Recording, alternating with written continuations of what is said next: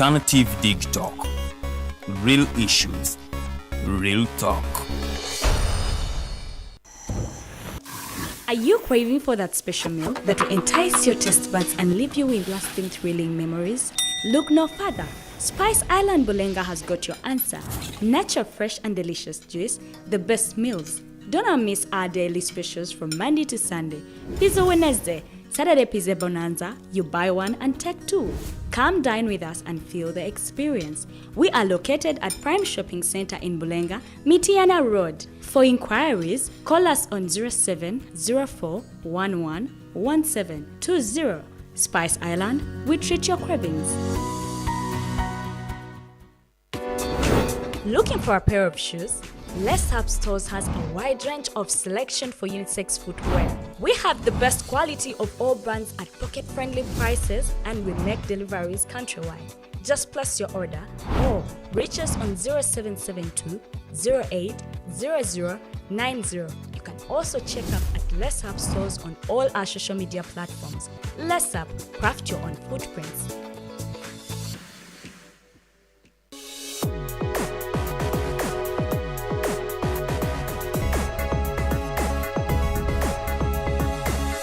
The Alternative Dig Talk. Real issues, real talk.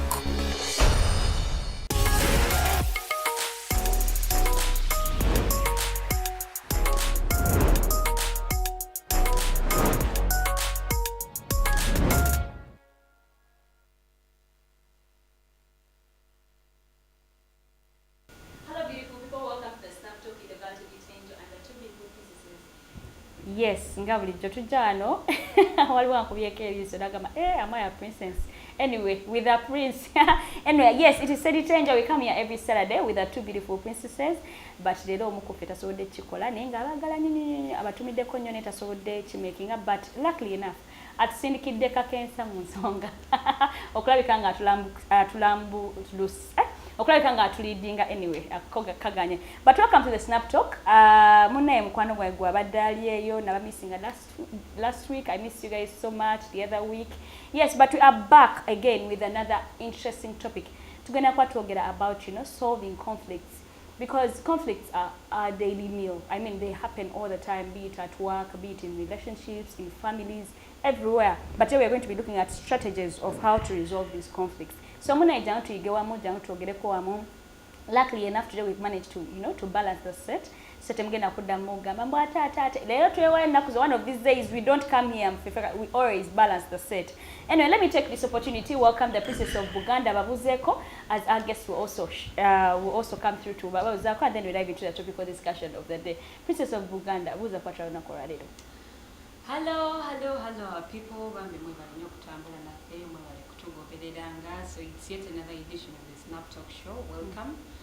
Mbaniriza nnyo munange nakora leero twogera ku conflict resolution. How can you do it with your friend, with your family, or with your partner? So it's actually a broad discussion, so be part of it in the comment section. Go to Okugonjoolwa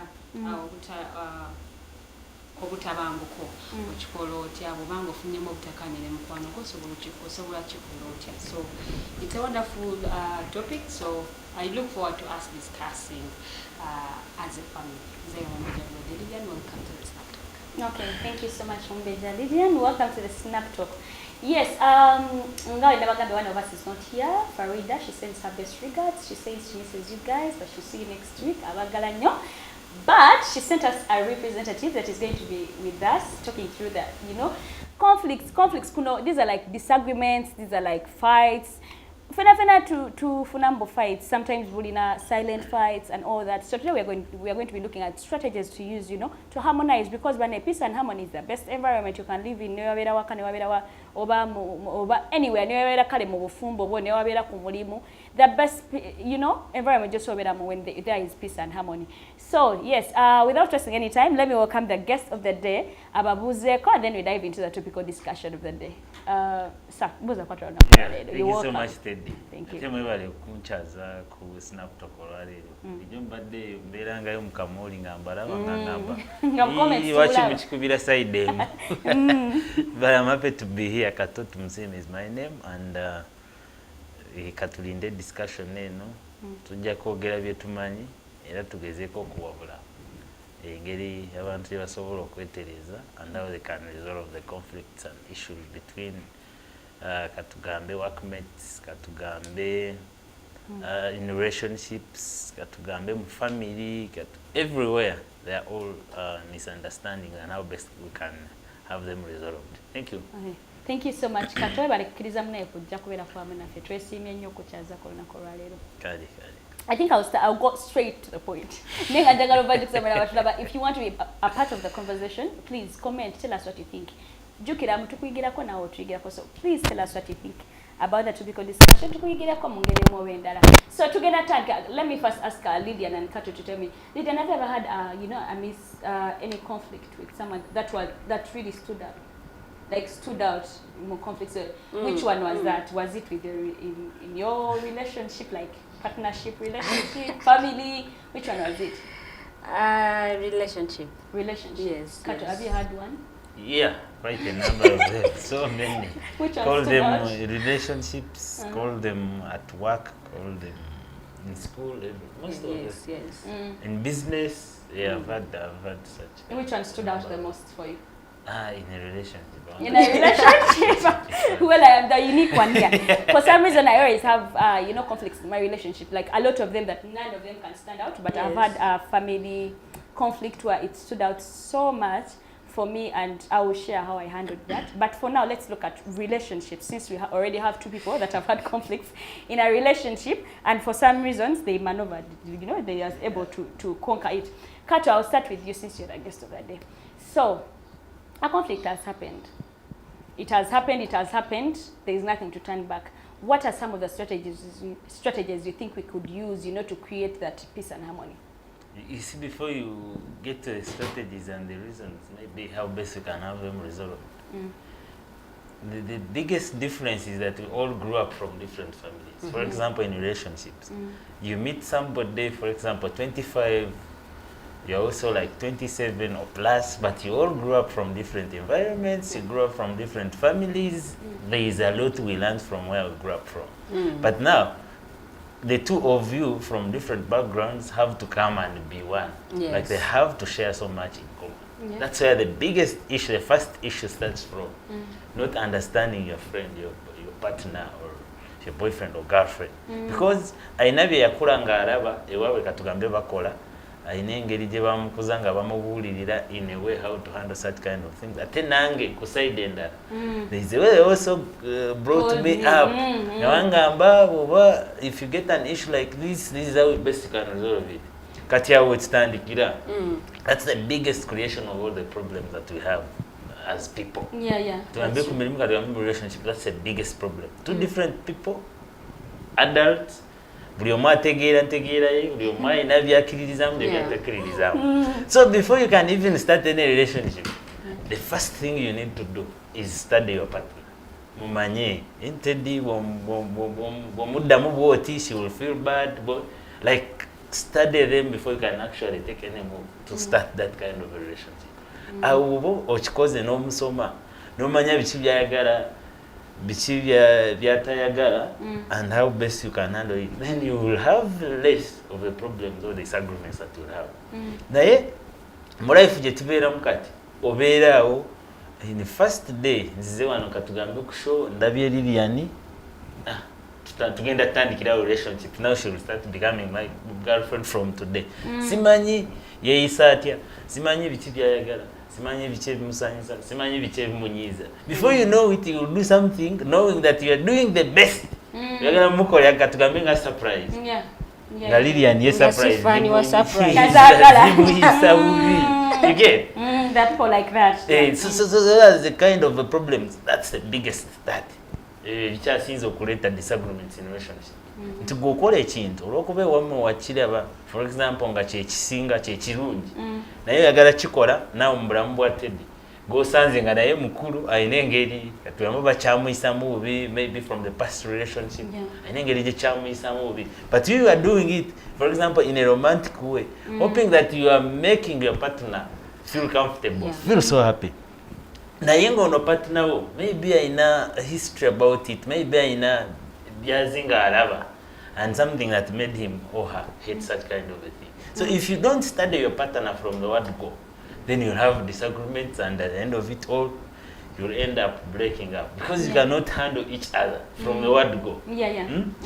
Then ekirala nti we have a challenge as well nti mu relationships zaffe zitubeeramu abasinga they don't open up teyemalayo like annyonnyole munne kubanga abajja kubeera like your closest friend or partner mubeera wamu you share a lot of things in common naye bw'oteemalayo n'omunnyonnyola kino kinkolera kino tekinkolera I like it this way I like it this way then problems will never end in that kind of relationship naye abamu because they want to impress you from the word go agala kusika eriyo that's the word they use agala kusika eriyo emwajja bibika abikweke for some time akunnyonnyoleko butono then you fall for them you know before you know it you're in a relationship 2 weeks 2 months 3 months then you start to understand the real Teddy for example anti wali ava yakuziba amaaso yakuziba amaaso he will change yeah ajachuka people change ate ng'ebyo ebimu byandibadde solvable from the word go because if you tell me and I know on ebintu byangambye I cannot handle them then I wouldn't waste your time and you shouldn't also waste my time but because they want to impress people from the first meeting so that they can be taken in ayina byakweka ate kati omanyi emize the habits you can never hide them forever you can cool them down for days but you can never hide them and obuze busigala nga buvayo before you know it each and every day you are having disagreements you are having quarrels everywhere because of those things that you did not open up to your partner again kati bikyasinze okuleeta a lot of problems in relationships a lot of problems ku mirimu like the issues between the workers like somebody will come avudde waka katugambe ayombe ne boyfriend oba girlfriend we then ajja kuleeta ki mood kye kyonna akisuule ku mulimu and everybody will be disappointed in a day you get obusungu obwetikka nga bukutambulira mu mutwe nga butokota n'ogamba kino si kyagenzeka then you want to share it with the rest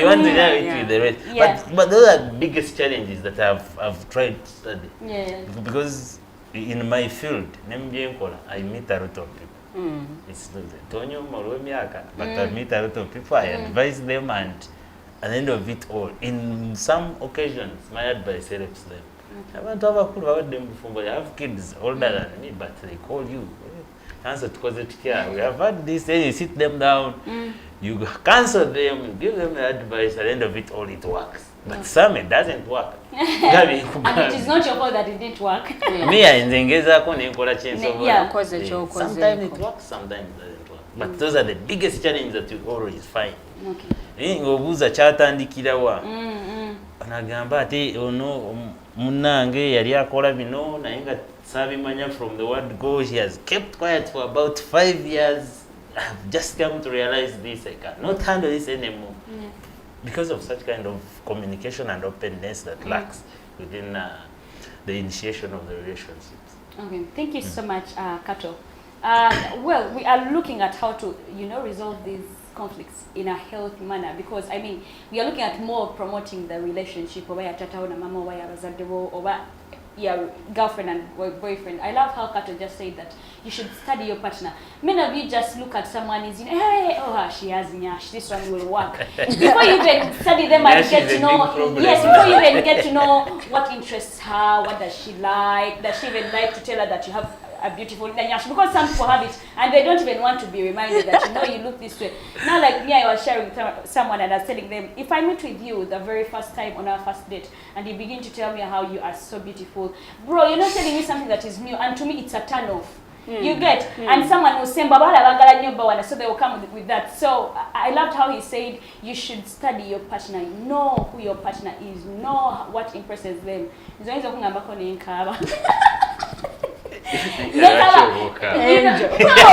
that you're dating a crybaby, so you know space you okay, I'll get back to her.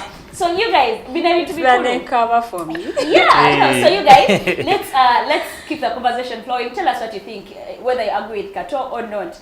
I'm going to, before I go to Lilian, Kato Yagamete, you communicate. You guys, which relationship is there and there is no communication? Now we like story already again of my bawe ngavuga motoka nzibe ngatamai bulijjo bawe mubbi. So she was driving a car. I'm stopping her. This is a stolen car. They've been looking for it, but no, this is a car my husband bought me. You don't your husband this car. Smile, you rather job. So he steals a car, he gives you for it. At least wajikuanga mubbi ngo twanyi mubbi bana. Jati muganga chiro nga tewali busajja. Naye wano ojivugamisa nawe. So yeah, let's learn to communicate in relationships. Lilian, we are looking at promoting, you know, how do we solve these conflicts? And you know, in a way that is peaceful, you know, that disagreement is there, the conflict is there, but how do we live in peace and harmony even after Sigamaba and Zomaina Sorovinga Namusula, we just broke up?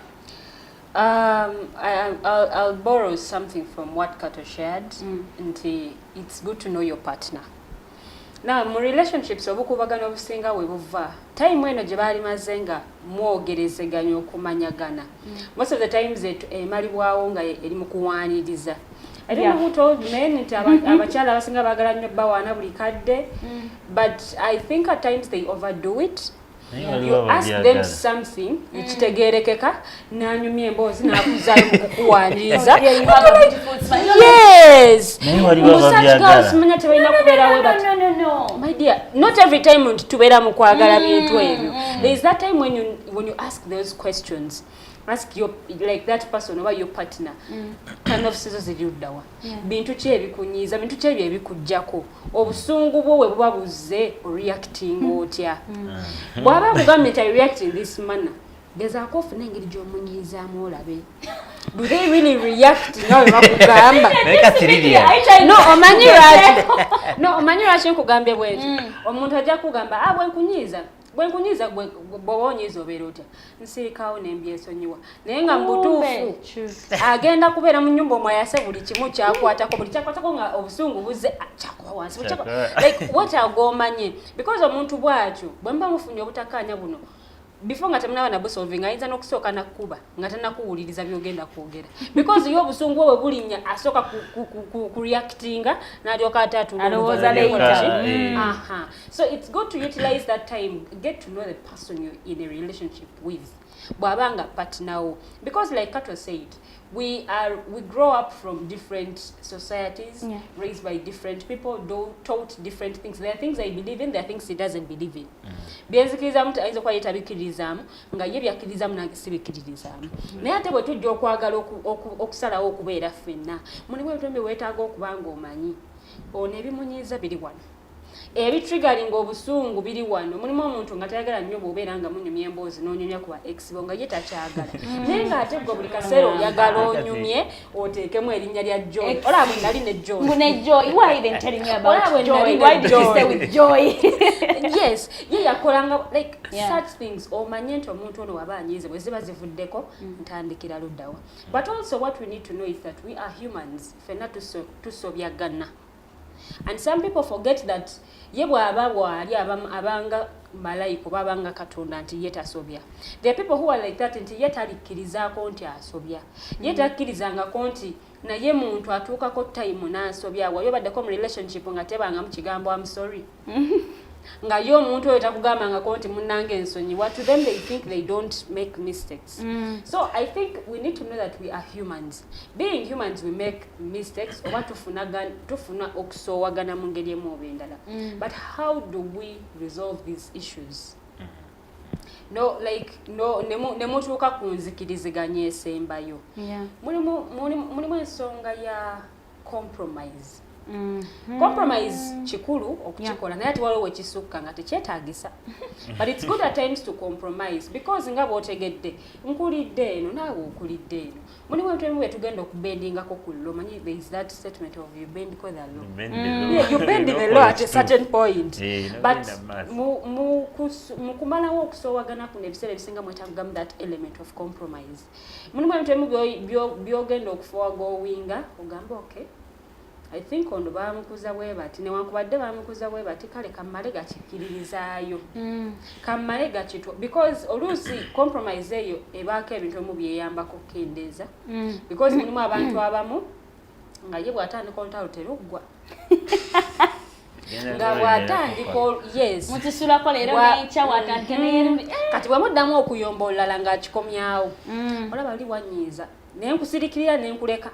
But in like as you did, you learn to compromise for certain things. Of course, mulimu ebintu ng'ebyo nga gwe principles z'oganda ku kino si compromising ne ku kino si compromising. Naye mulimu obuntu obwo obutonotono in order to settle these disagreements eziba zibaluseewo. Mu ngeri oba oliawo enzikakkamu ennungamu promoting emirembe. Compromise kintu kikulu nnyo.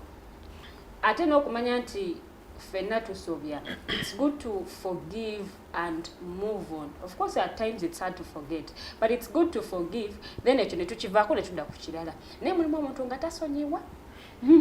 Mugenda kuyomba muyombe buli ddakiika ng'akikomyawo. Mukimaliriza bulungi nnyo okukiyombera obudde buno olowooza kiwedde enkya emisana ng'akikomyawo. Like ng'ensonga yeteggwa. Naye bwe tuba nga tusazeewo kumalawo bumulu buno. Let's like talk about something kigwe kive mu ddiiro. Ate era n'okusolvinga obumulumulu buno ebiseera ebisinga kinyuma nnyo ne mubanga mutakolinga ekintu kimu ne mukivaako ne mudda ku kirala. Mulimu abantu abamu ng'ayombera ebintu nga 10 bw'ayomba bw'agatta byonna biri muli nga Kato. Ne luli bw'otyo bwe wakola. Luli wakola kino. Naye like aleeta ebintu nga 10 n'obulwako ne wootandikira. Ate abantu abamu baba n'omuze yasooka n'ayomba n'ayogera ebintu bye 10 n'akulinda oddemu. Abantu abamu ojja kuyomba ebintu 10 nga nze kuttemu kimu. Nziremu kimu olowooze nti nganye buganye kuddamu. Naye nga like nze nakutte kimu. Let's handle like buli nsonga eno tugimalirize tukwate endala tuve ku eno tudde ku ndala. And also okumalawo omulumulu uno bwe mubanga ebintu bino musobola okutula wansi ne mwogera ku nsonga ezo like obuzibu obwo wewa we buvudde ne mumanya twata obuzibu buno bwavuddewa. Bwe kibanga omulumulu ekibuleese like bwe kubanga omuntu partner we yakiitinze kiki ekimuleetedde okukiitinga. It's good to know root cause y'ekintu kino. Omanye nti okay ekyaleese obuzibu kyabadde ensonga bweti ne bweti. Nze nganze nsobola okukyusaamu oba nsobola okutereezaamu. N'omanya nti ntereezezaawa oba nkyusizaawa. So it's good okumanya obuzibu ebiseera ebisinga butandikidde. Kino kiyambako nnyo like ensonga zino okuzifindingira solution ng'obudde bukyali oba ebintu obutawanvu ate nnyo. Because womanya obuzibu we buvudde osobola okumanya solution ki gy'osobola okukola ki gy'osobola okuleeta. So it's good n'omanya nti obuzibu buvudde ku kino oba munnange yavuddeko obuzibu. Because at times blame game eno tekola. Bwe ngamba nti blaminge gwe naawe blaminge nze tuyinza omaliriza ensonga zino ezireese ebizibu tetukoze ki tetuzisolvinze. So knowing obuzibu butandikidde luddawa. And finding a solution to that particular problem. It's actually good. No manya nti okay kino kituuseewo yes kituuseewo naye solution eri luddawa. Era nkoze nti okulaba nti ensonga nga zino tusobola okuzimalawo. Mu relationships I know omulumulu tebuggwamu. Every day kino kiyinza omerukawo kiri kiyinza omerukawo but tuli bantu bakulu abasobola okutuula ku mmeeza emu ne tugonjoola ensonga zino. So engeri endala y'okusolvingamu ekintu kino kwe kubanga you can be able to sit down and talk about it. Air out, pour out. Yogera nti bannange onyiizizza wano na wano. bwe twabadde wano tewakoze like weyisiza mu ngeri etali nnungamu oba wano wayogedde ebigambo ebitali birungi bwe bitansanyusizza omuntu ono mugamba abeere ng'amanyi bw'onootuutira n'ozimbira eri yagenda kuba tamanyi ajja nakujja aseka kuba ekiboozi ne bw'abeera mukwano gwo ye aba tamanyi nti wamunyiiza oba aba tamanyi nti yakunyiiza gobeera nongoga omwana muyinako obusungu kale bananakola bwati ne bwati naye nga ye tamanyi teyandibadde ye naye nga munange zeyandibadde nze naye simanyi naye bw'ojja n'oyogera nange n'oŋŋamba nti munange wali wasobya olunaku bwe tuti ne bwe nti wakola ekintu bwekiti ne bwekiti omuntu n'abeera nga amanyi n'agamba okay neetonze naye munaye omuntu bw'abanga tamanyi mugenda solvinga ki kye mutamanyi so talk about like or talk to that person akunyiziza mwogere ku nsonga like gyakunyiziza akabeere in the nonga amanye ekigenda maaso wabula gwe bw'onootula obutuuzi n'otuutira n'ozimba n'ogamba munange kamulinde yajje yeetonde olumonida gye yeetonde naye nga ye tamanyi nti yakusobye kati gwe n'obeeraawo n'otuutira n'obusungu bwo nyiiga naye nga ebintu bino byali badde bisobola okusolvingibwa bw'oba ng'ovuddeyo n'oyogera n'olaga obutali bumativu ku nsonga emu oba endala. Thank you so much, Lilian. I think I learn to express yourself. Earlier today I was telling someone that I want, even when I ever give back to my kids, I want them outspoken. I don't want my kids to compromise on things because they're like, I like them to be outspoken. So be an outspoken, partner, your partner, tell them, you hurt my feelings when you said this, I was at your place and your siblings said this, you didn't stand up for me. Yes, Kato is laughing at that, but that really matters because you can be mad. Is the fact that he didn't stand up for you when the family was attacking you and all that. So talk about things how you feel. And then when Lilian was saying when someone says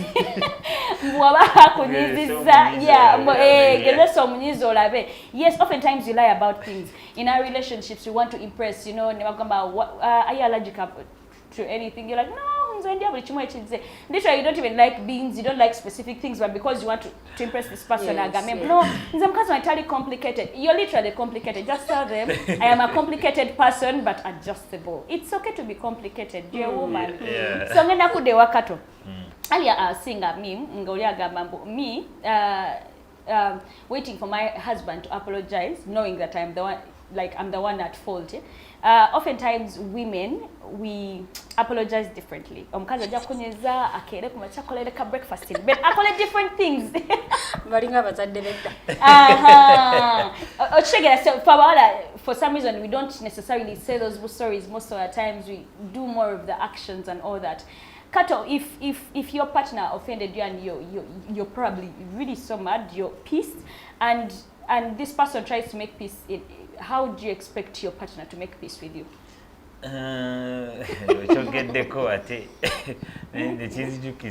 Some story with my friends were sharing, and then somebody said, I can't imagine that even when my girlfriend is in wrong, I want to apologize. And he says many boys are facing that. He says I do it because I want to promote peace, yes. Because I know she's the one who made the mistake, but you cannot all be up there. Many could learn from that. You just say sorry. But to say,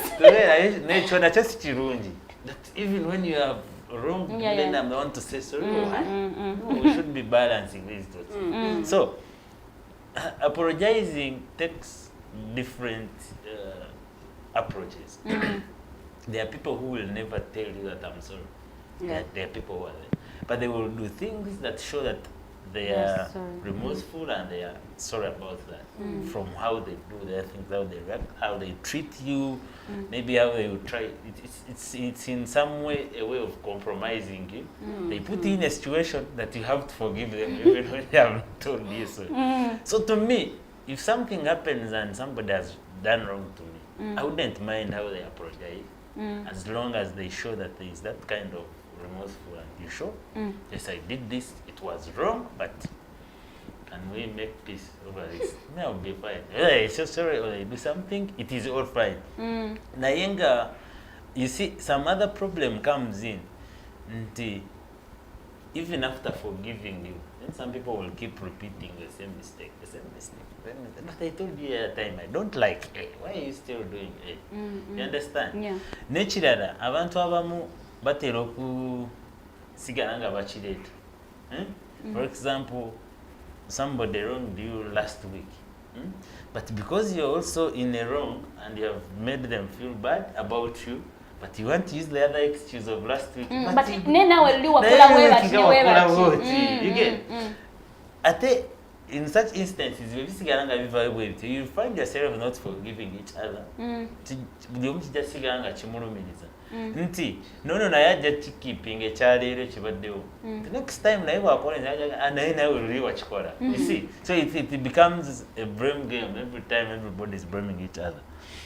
Ensonga endala, the best way is how we can have this kind of disagreement to resolve it in a peaceful way.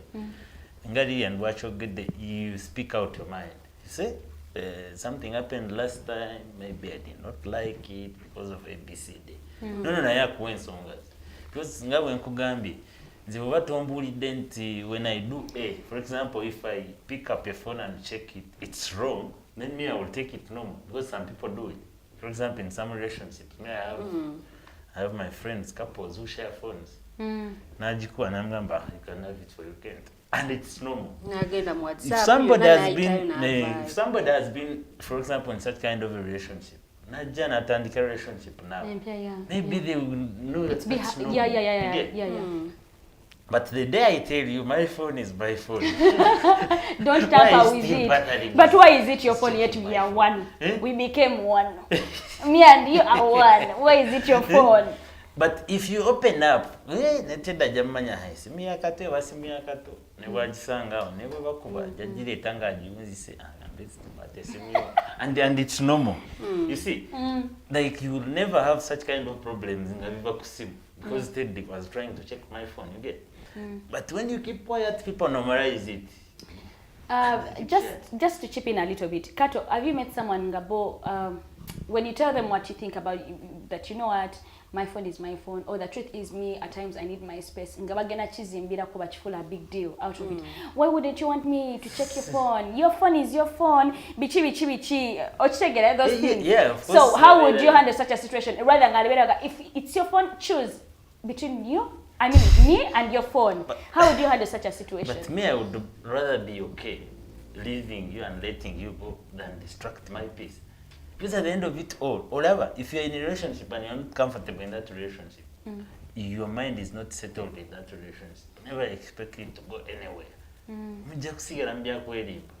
If I tell you checking my phone maybe is not good, that's something I wouldn't like. Why would you insist on checking it? Because what are you looking at my phone? Because I need transparency. Do I check in your phone? You can check mine as well if you want. But transparency actually doesn't come up from checking my phone. Kati, kankubulire kino Teddy.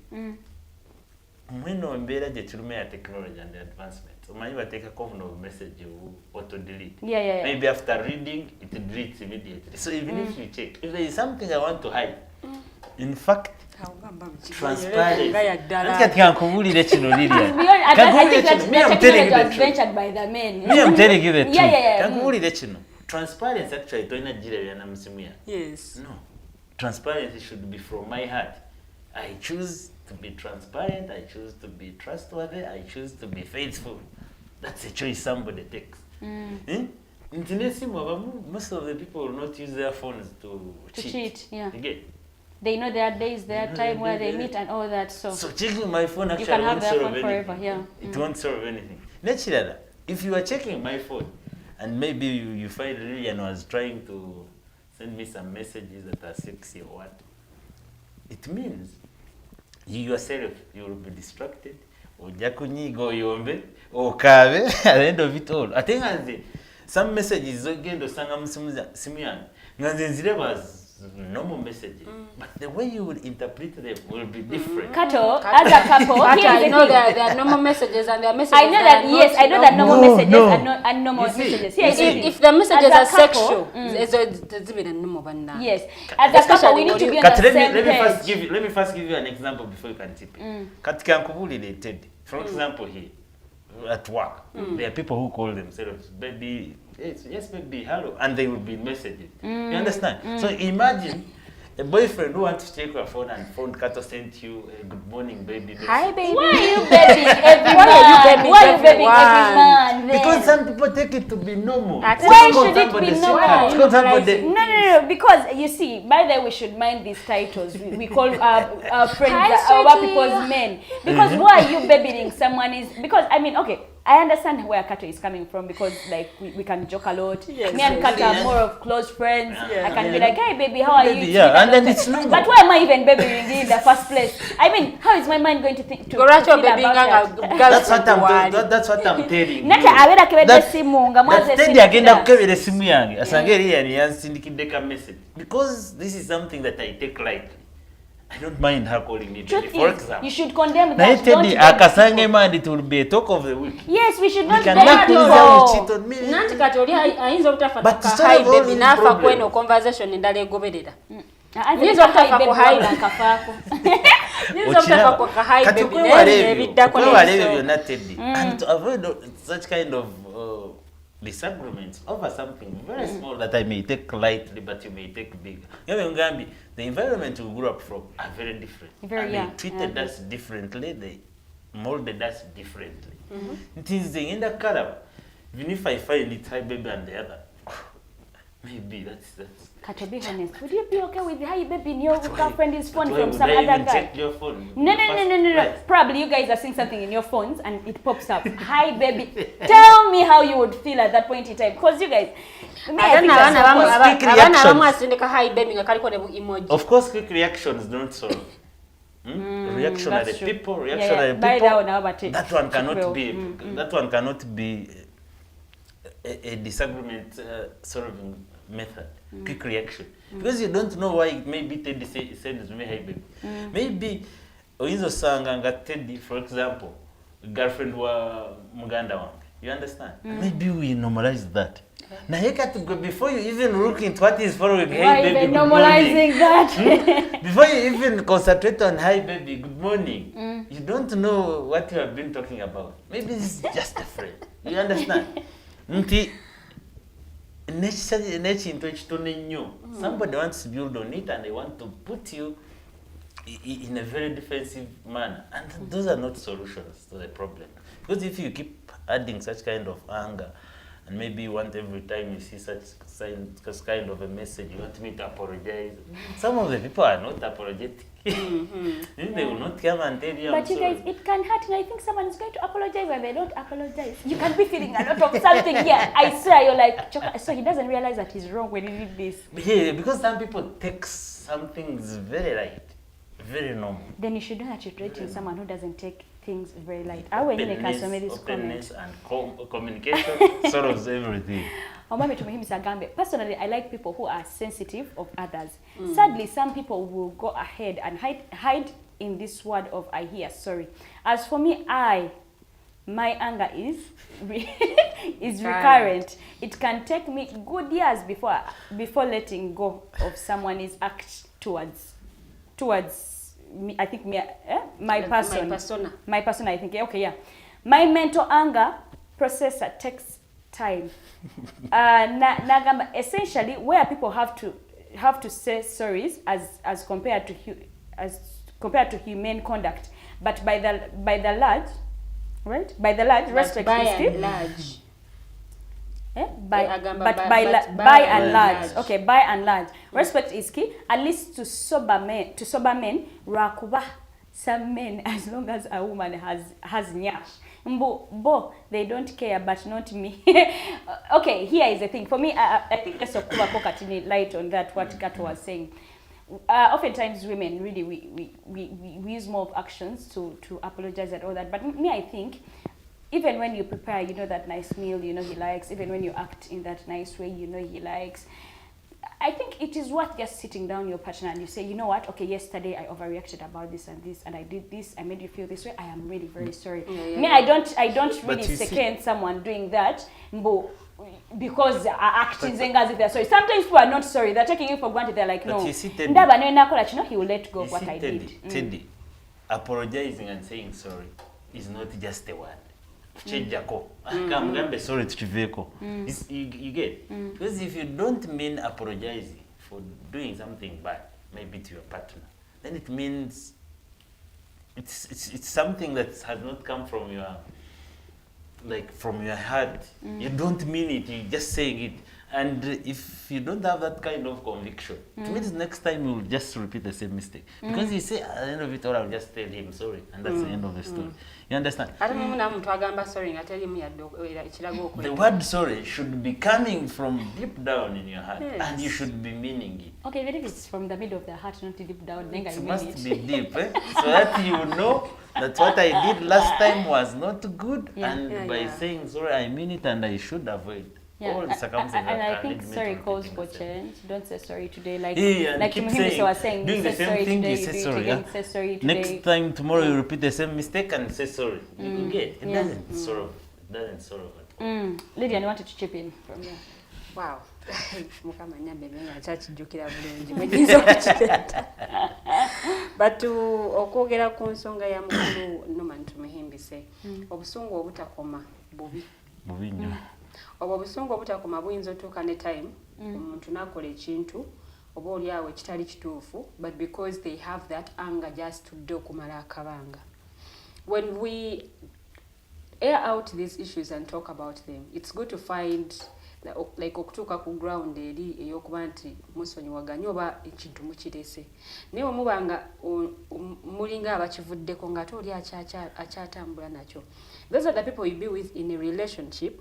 Najitambula najivaamu nga gwe totegedde lwaki agenze, but because there is that anger that has been piling up oluusi ng'ebimu mubyogeddeko, but because they have that anger esigala egenda mu maaso esigala etambula mutuuka nga gwe n'oli kati ate guzzeewo oli ozze ku nnomo ate gwoddira ku nnomo ye waagenda bakuleka mu bbanga nga tomanyi kigenda mu maaso okanya kwebuuza what happened? We've been okay, tubadde tutambula bulungi, but it's good to air out these things and you let go. Letting go eno eyambako naawe omuntu your mental health, because the more you keep carrying this anger emenya nno gwe. Because nze mba netonze nze mba manyi tubirese abantu nga bayoba mu relationship kati wobeera ogattako obugaso ogatta tugenda kwa tuyina na step yena gye tugenda kutwala. We're going to be like tugenda kuba twetolola tuddayo wali, tugenda kwetolola nena tuddeyo wali. So it's good to let, because in a relationship ebintu ebimu otuuka n'olabanga you have to compromise. There are certain things that you have to let go. There are certain things that you have to be understanding, knowing that this person is also human. Ono si Katonda, si malaika nti ye tasobya nti ye like muntu atuukiridde. So it's good if at all mwagala resolving issues zino ne mumanya nti okay, there are things I have to let go. I don't have to be carrying this every time. Buli kaseera gw'otambula n'obusungu kati bwe nkusobya waneno ng'oyongera ng'ogattako nenziramu oba nenso, because I am human. Siri nti oba nze sisobya, but I am human. But also bwe mbanga sikola sisobya mu ngeri y'emu nti wano nakola bwenti nenkyetondera kino ekizze bwe kibanga kirala, handle it different. Jo kyandolinga nga ate kiri ekyayise. Bwe mbanga nasobeza in this manner, to handlinga mu ngeri ate gye nasobyamu luli, because bino ebintu bwe bibanga byanjawulo bukimu kyandolinge mu ngeri nga yanjawulo. Naye gwe bwayagala obigatta akatogo ate awo oba ogenda kola ki, oba ogenda kwonoona. So n'okukkiriza nti nsobya, it's also key, because mulimu amatamu nga takkiriza nsobiye nga wakiri ajja kuwoza oba mugenda namukooti mugende ng'akyawoza naye nga takkiriza nti ensobiye. Yes, okumanya nti osobya, I mean it's normal omuntu okubanga osobeza. Ne bw'oba osobeza bwetonde, okwetonda nno ku kintu kikulu nnyo, abantu abamu tebamanyi kwetonda. Ate abantu abamu tebakikola. Kale kyo tukireke tudde ku kirala. Kale ebyo tubyesonyiwe naye nga aganya okwetonda tubireke tetuyomba, ffena tuli bantu bakulu naye nga aganya kusinga arguments ezimu tezeetaaga kusinga, luno si lutalo wasinga afuna ekirabo. So it's good ne mubanga ensonga zino like muzikola ki, muzimulungula ne ziggwawo, because if you keep carrying this I mean tekiyamba mudda buzzi mabega ne bwe mubeera nga muli ku mirimu mulimu, because ku mirimu egisinga weesanga nga mulimu obuyisayiso omuntu bwe bajja okugumira. I've had that statement someone saying it nti ffenna tubeerawo ng'omuntu buli muntu alina obuyisa bwe. Buli muntu alina obuyisa bwe naye abantu abakubeera okumpi omu oluusi bagamba kale katucompromisinga ako tusobola okukagumira naye gwe bw'obanga ogamba nti nze ate sisobola kugumira bw'abalala then awo oba hypocrite. Yeah, that's hypocrisy. So understanding it, okay, bano bendimu bantu bannange nze nange waliwo olwensobya nabo waliwo lwebakola ki lwebasubya. And there is when you have to like to compromise. Well, you bend the law in a way. Yes, okusobola nti mwenna mubeera wamu mutambulira like mubeera n'emirembe n'okusigala nga mukolagana naye gwe mune obanga obusungu bwetika bwetike. Thank you so much, Mrs. of Buganda. While Kato and then Lilian choose their comments to read, I've been reminded that oftentimes, you know, like we mentioned earlier, do not. It's not like you're supposed to overreact about everything. Sometimes take some time, reflect, and then because sometimes you even feel like I've had a fight with Kato. He's in wrong, he's not saying sorry. Technically, when you're the one in wrong. So, you know, when you have a fight with your partner, take some time, reflect. It's when you realize that, okay, yes, I am, okay, he was wrong, but also this was wrong for me to say. You know, and before you know it, you'll have a mutual understanding with your partner. You'll sit down, you guys will talk through things, and you'll have, you know, a solution. Because I told to reflect, because you guys, truth is, but you people just overbuild. No, men are trash. Before men are trash, women are also trash. So this is trash babiri. So drama queen. It's not trash is really. So it's all about understanding one another. Mutule reflect. Okay, yes, you happen to cheat. Yes, Lilian Yagambi before. Okay, you're cheating.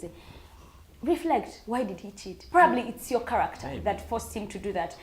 Oh, I was going to but okay, my point is, let's learn to reflect in our relationships. Not kubera no sumbo wetumbizi watene tondera ero no banze ero nchivamu. No, reflect, sit back. Ata mulimu lebe tondera nga ne babe tondera bagala muri yasigale nga yetondera. Oyagala buli kumacha kube vivi munnaye banansonyiwa. Ne munnaye wonsonyiwa ndoza mwami walo mwami atonyapa. Ne luli wansonyiwa. You get. So let's learn to reflect in our relationships. And also, you know, adjusting for one another. He mentioned earlier, Kato said, families zanjaulo. And you're going to make it a big deal, yet it's not like it's not like I don't respect you. I really do respect you, but I'm learning to probably kneel. I'm not saying I won't do it, but I'm learning. I need that time. It's a process. A lot of things happen. Intikatigwe ojagamba bichi enyambala yo. Yes, nkuze we nyambala. Give me time to adjust. Not like omukazi please. Ane mugamba kunyambala. Nze sijja musobola. Guys, it's a relationship. N'abantu bagalanya abantu mbu nga yali perfect.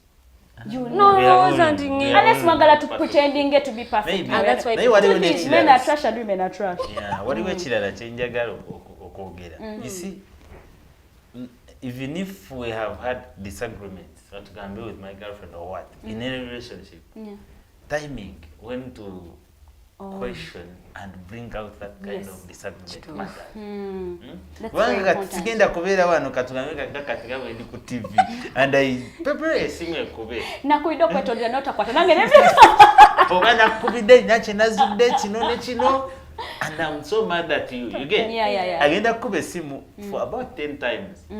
Nzindikere message kwa WhatsApp. Ene WhatsApp ngama 12 over the same thing. Yes. This person to see you, for example, and I mean, she doesn't know how I've gone through my day. She doesn't know what I've met, how the day is treating me, which kind of challenge I faced today.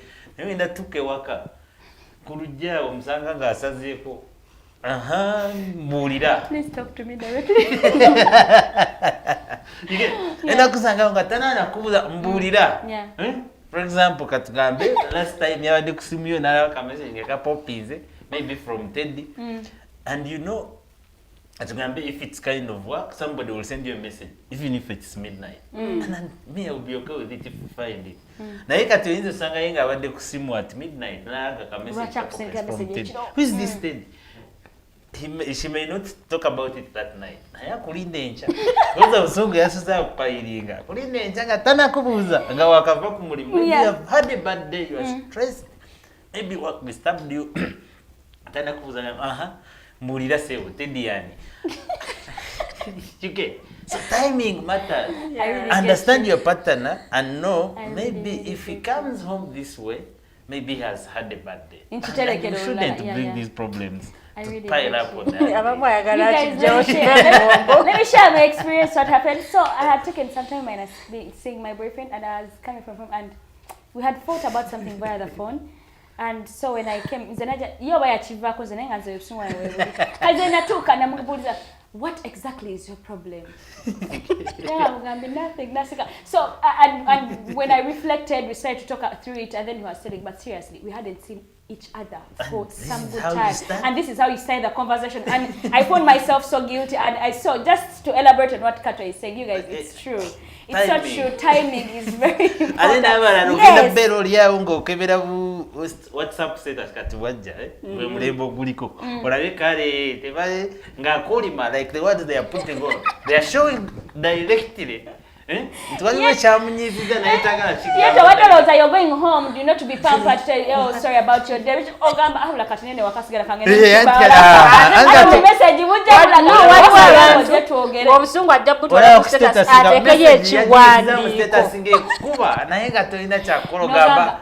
Kati mukifo gy'okudde wakasawo emu. Kireko wali kiringe ku ne boys then I will go home maybe at midnight sanga yebase.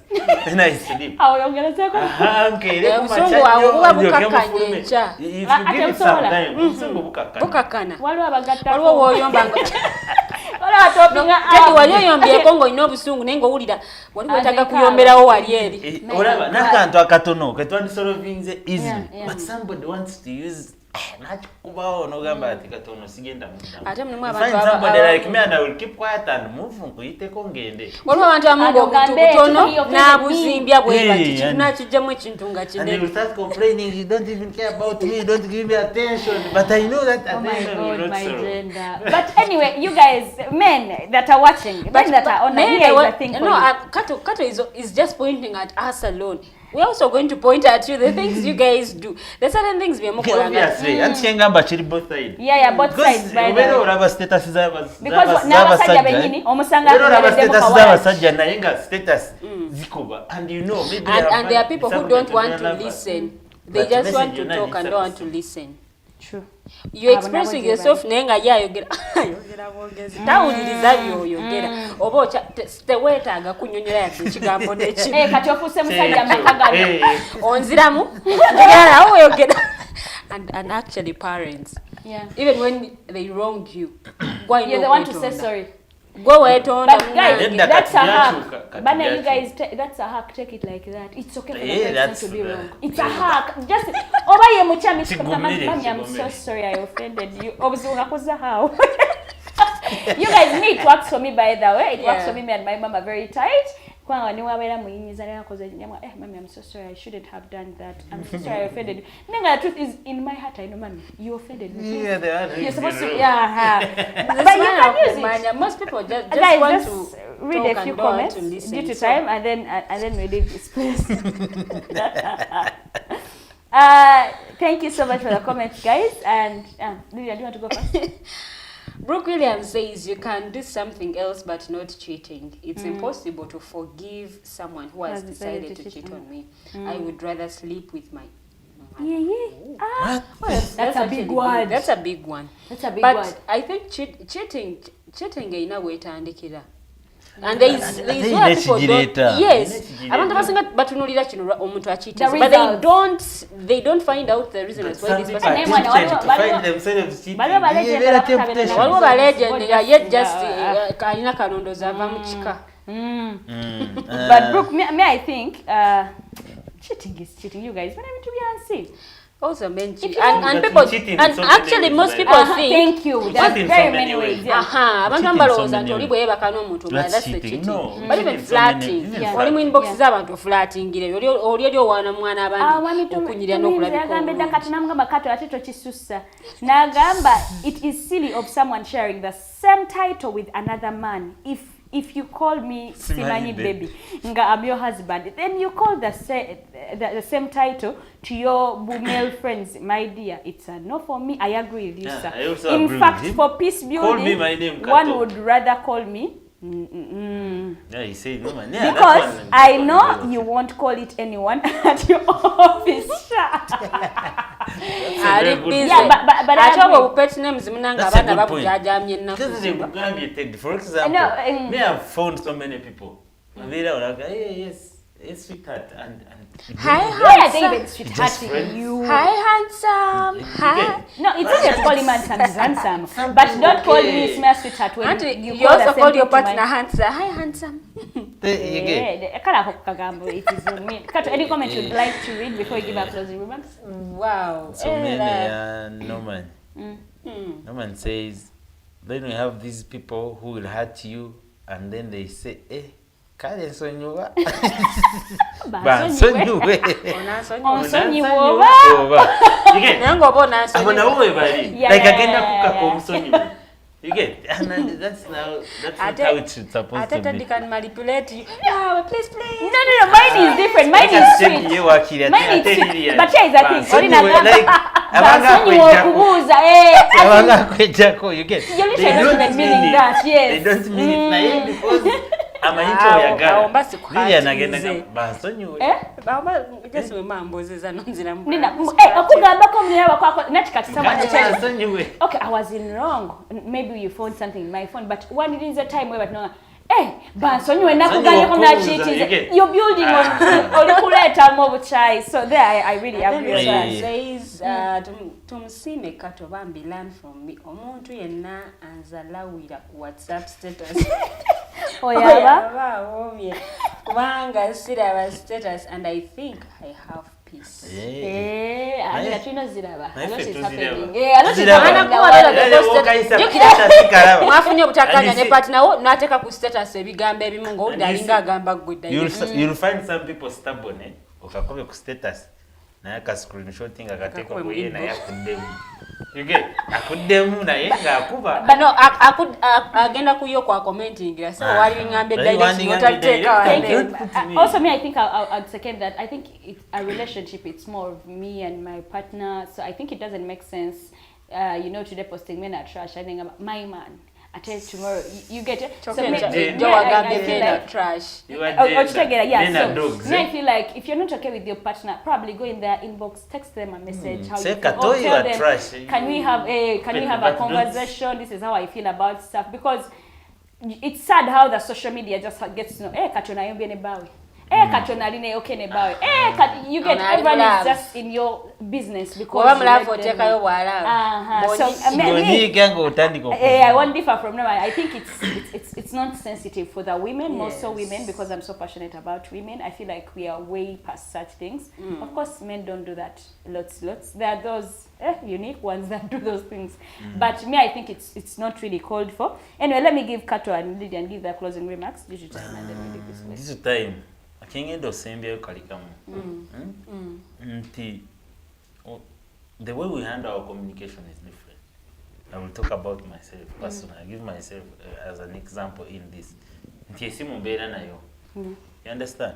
But not all the time is for picking up calls. Ombulire nga bwe nakoze ensobi or what. You get? Sometimes some things can go via WhatsApp. You send me a text, I will receive it. Because I don't like being on calls, especially when I'm at work. Yeah. I don't. I rarely. Now, somebody can build on that to judge you. Why don't you even pick my calls? It becomes a very big problem. But at the end of it all, have I communicated? And this is something that I will tell you from the word go. If something is too urgent and it's working hours, at least send me a message. If I get some time, then I can call back. But when you don't understand it,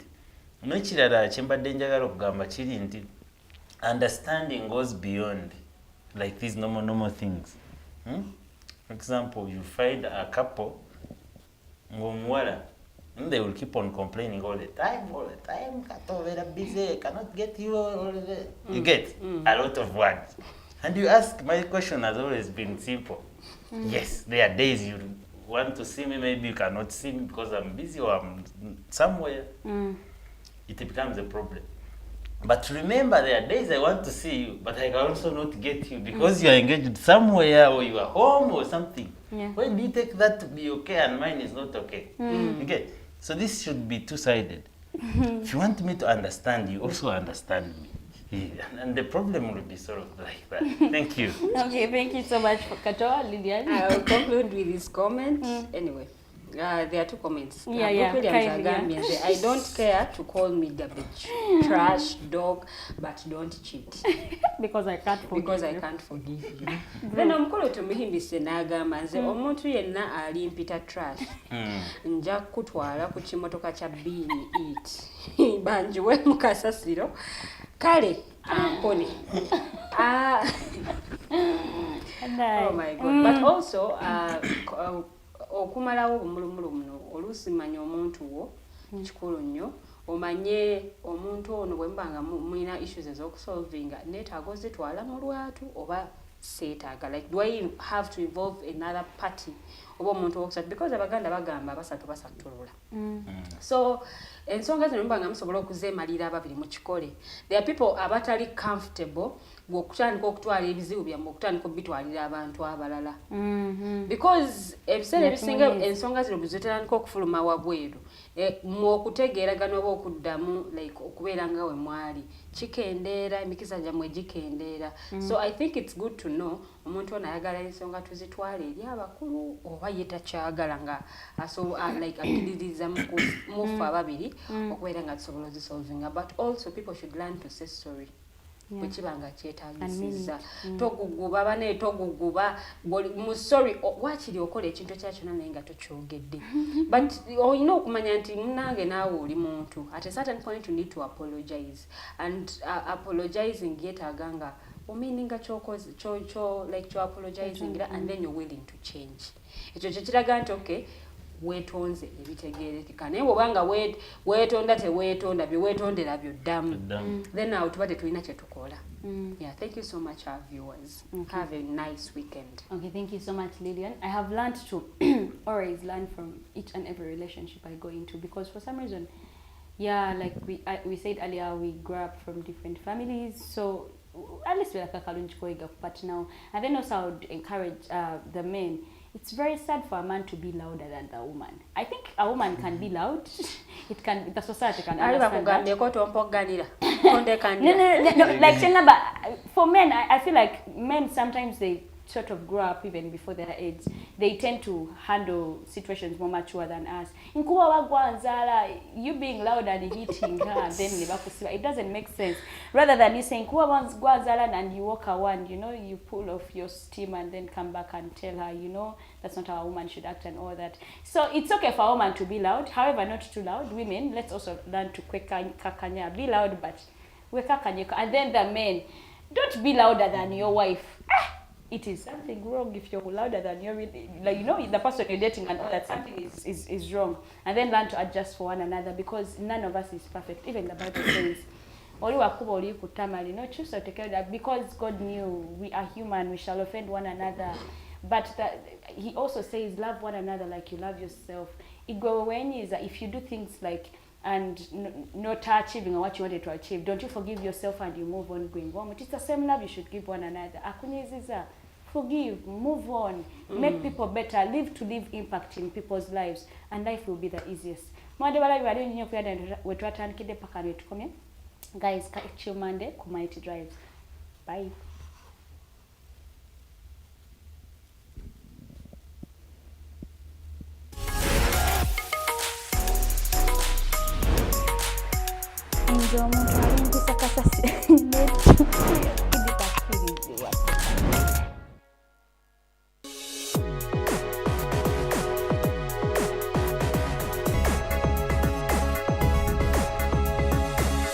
The Alternative Dig Talk.